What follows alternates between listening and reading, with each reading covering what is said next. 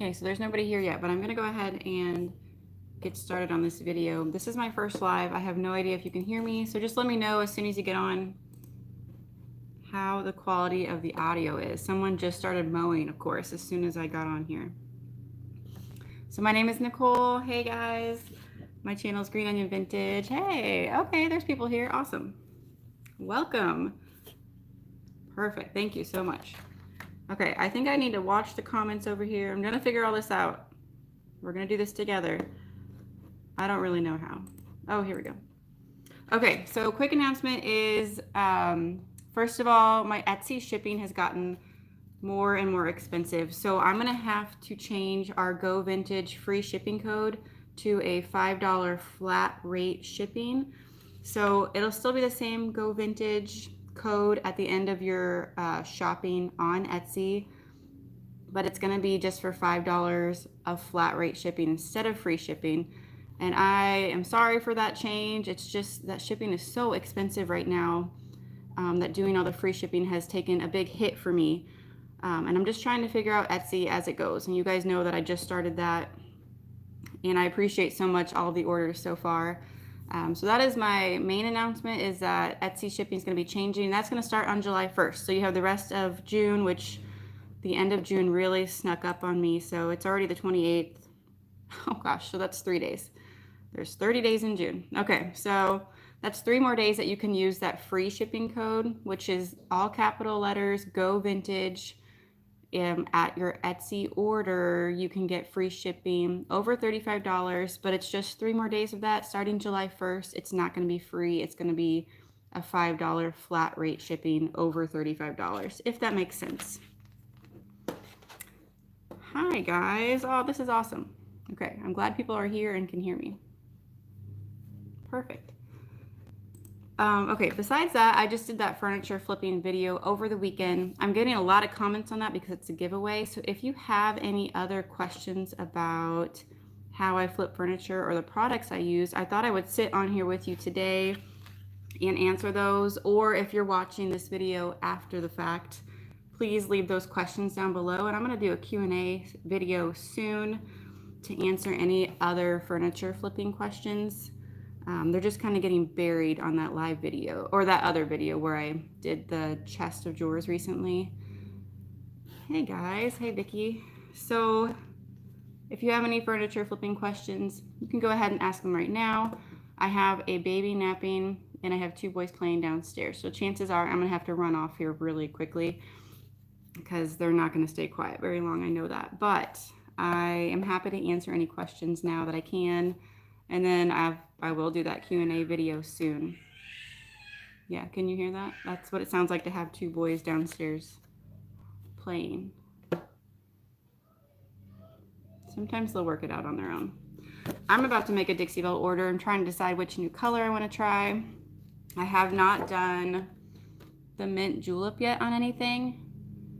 And I'm a real sucker for anything done in the mint. It's a little bit different than the vintage duck egg, which I do have. It's just a little bit more green, which of course is what I tend to go for. This is on my phone, so this might be backwards. I think this is backwards for you guys, so I apologize, but you can still see the colors.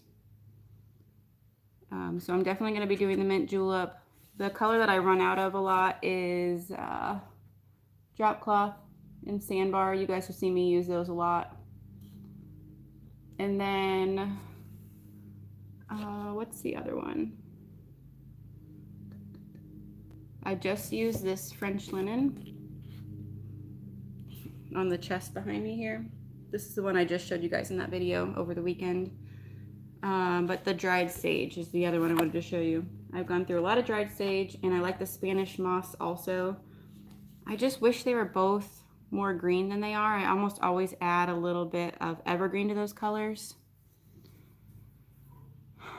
Shimmer accents. I don't do a lot of shimmer. It's just not something I've tried yet. It's not really my style. I'm a little bit less feminine than that typically in my furniture. I try to go a little bit more primitive, like things would have been painted back in the day. So I haven't done a lot of shimmer. I do like it a lot though, and I know my mom has gotten some of the gold, the gilding wax So Dixie Belle does have some of the gilding wax. I don't have it on my Etsy site yet, but if you guys want that, I think we can offer that to you. So I could add that on my Etsy page. So they have the gilding waxes in all of these different colors. Yeah, it was like wax. So that's probably what it was the gilding wax. So I can get that up if you guys are interested in that. Hey, Robin. Yeah, we have been trying to do more color. I think that in our shop, at least, the pieces that are solid white right now, they're just kind of sitting there forever and ever. I have a really cute kind of off-white washstand, and they're not selling. There's a few other white pieces in the shop. They've just been there a long time. So we've been offering some color. My mom sold just today that big green cabinet that was really old and primitive. So those accent pieces are selling really well. The whites just aren't doing it right now. I'm not sure why. Where can I go to see your comments? That's what I need to do. Let's see. Just need to go watch it, I guess. So the gilding waxes, they probably would go on just a lot like the other wax. You would probably seal it first and then do your accent of the shimmery wax at the end. I typically just use a cloth when I'm doing the waxes, or I'll do a really detailed brush if it's like a really small detail. Little Rock, that sounds fun. I've been there once before, but I'd love to go back to Arkansas again. That is on our list. My husband and I want to check out Fayetteville for the football season. Whew, Las Vegas. Let me see. I need to go watch this. Hey, Bree. Oh, there we go.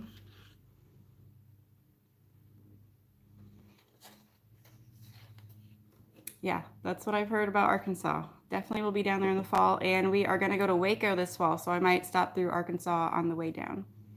But I'm really excited for that trip. Okay, sorry, I just figured out how to read my comments. Here we go. So, Gaylor, you asked me about porch leaders. Do you mean like porch posts outside? If you're asking about an outdoor sealer, I do think that the Dixie Belle gator hide is for outdoors. I wonder if it's on here.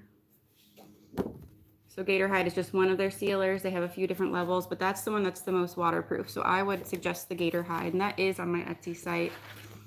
That is their absolute most heavy duty top coat that they have.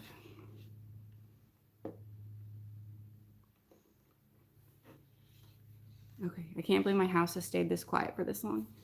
It's a miracle. Don't forget that you need to comment on my other video to enter the giveaway. I'm sure that most of you guys who are on here today have already seen that and done so, but I just wanted to remind you about that. I'm probably going to get off at about 10 minutes, so I got a minute and a half left if you guys have any questions. Is anybody on here from the Michigan area? I'm going to be going up there in a couple weeks, staying on the west coast of Michigan. So if you have any shop recommendations, let me know down in the comments, because I would like to film a couple videos as I travel up there. So Nicole is opening a booth in 4 days. That's really exciting.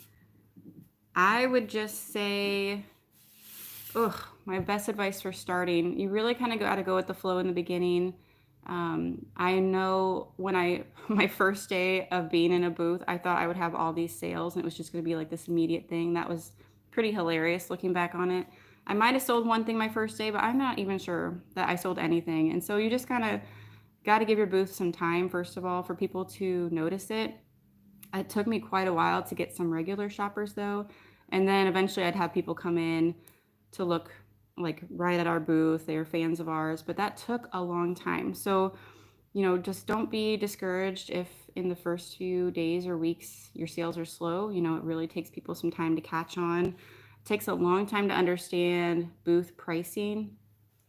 So I like to look at what the other vendors are doing. You don't want to undersell other people in your shop too much, and you also don't want to be the most expensive, because then people will stop coming to your booth. So you got to find that price balance. I feel like it took us a while for our style to come, so just don't feel like you have to have your booth all together on day one. It's okay if you just kind of have some stuff in there and you kind of build it up for a while. It's going to take a while. It's a process. Our style that we have now, it's evolved over time. Our first booth, it was cute, but it was nothing like it is right now. That'd be kind of fun, be kind of a fun video to make, is like what our booth looked like in the beginning and kind of how it's evolved over time, because it's definitely changed. Our style has changed, and then kind of going with the flow of what's selling and going with the seasons. It's been really fun. But yeah, you know, you just kind of, I really feel like people hesitate to open a booth because they're so nervous about what to do, but I feel like you just kind of got to start it, and it feels like you're winging it, and that's okay. Do I think cottagecore is going to be a thing for a while? I think cottagecore is kind of the same as what the style has been over time. I think it is a lot like shabby chic, even though I don't think it has quite as much pink to it. So I think, yes, it's going to be around for a while, but I think it's been around for a while, and the name of it has just changed, basically. I'm a huge fan of it, but I also think that Grand Millennial is very, very similar. I think Grand Millennial is more like shabby chic than cottagecore is, because the Grand Millennial is, you know, what your grandma would want in their home, and so that tends to be more of the pinks and the florals. Cottagecore to me is more nature inspired. I feel like a little bit more rustic, more primitive. So I think all of those things are still in style, and I don't think it's really even that trendy. I think it's just kind of always been a thing, and we're just calling it something different. So yeah, I think that it's safe to go the cottagecore way and assume that it's going to be here for a while.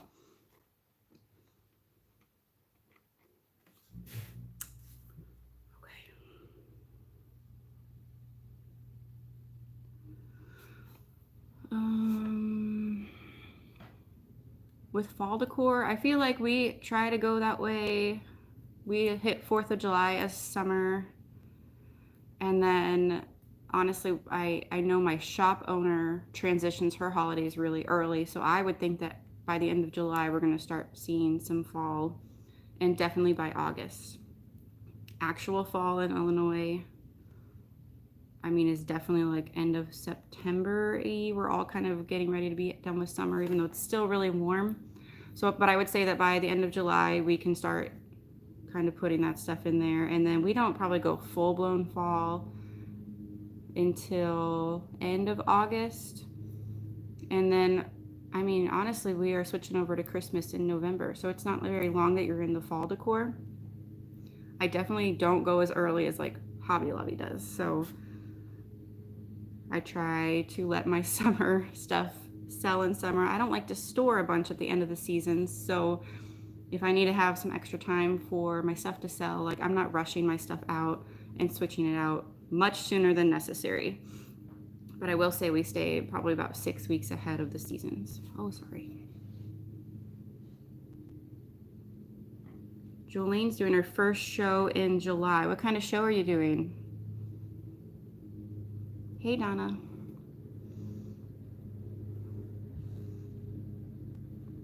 My mom and I have never done like a weekend show. I'm trying to think just to make sure. Oh, craft show. Awesome. Well, good luck. I hope it goes well. Oh, awesome. Thanks, Robin. Uh-oh. The downstairs door just opened. Hey, buddy. Oh, Christmas in July. That's fun. I hope it's indoor. Is it indoor? It just feels like, so we had a tent sale a couple weeks ago. It just feels like weather is always an issue for us. This is Lincoln. Okay, good. I feel like an indoor market would be much more doable. The outdoor ones, it just seems like something always goes wrong. You're going to get a bunch of comments, I think. Lincoln is almost 4 years old. He's got a birthday in 2 weeks. They can't see you. They can just see your head. I do think it would be fun to do an outdoor market or to even host our own. That's something I would like to do, but I got to get my mom on board. Mommy. And like I said, the weather's always up in the air here. What, buddy? A graham cracker. Hey, they're all saying happy birthday to you. You want to come say thank you? No. Okay, I understand. No, don't turn it off. Don't turn it off. Okay, guys, this is the type of thing I was waiting for. As a sign that it's time for me to wrap things up. Okay, are you ready for a snack? It is lunchtime here where I'm at, so I probably need to go do lunchtime. Thanks, guys. You guys are so kind. Okay, I'm going to wrap up this live feed. If you just hopped on though, my announcement for this video was that I'm going to stop doing the free shipping on my Etsy site and go to a $5 flat rate shipping over $35. You can still use that same code GOVINTAGE, but I might end up just getting rid of the code and just letting it automatically be $5 for over $35 orders. That's just going to help my shipping costs. It's gotten so expensive to ship around the country, so that is just going to help cover my costs a little bit. So no more free shipping. It's going to be $5 flat rate shipping over $35, and that's going to start on July 1st. So you do have today, tomorrow, and Wednesday to do that free shipping. So if you want to get your orders in before then, that's totally fine. I'll go ahead and do that free shipping for you, and I would recommend that. But I will see you guys in the next video. Thank you so much for your support. I hope you guys have a great day. I will see you next time. You want to say bye? Bye. See you guys.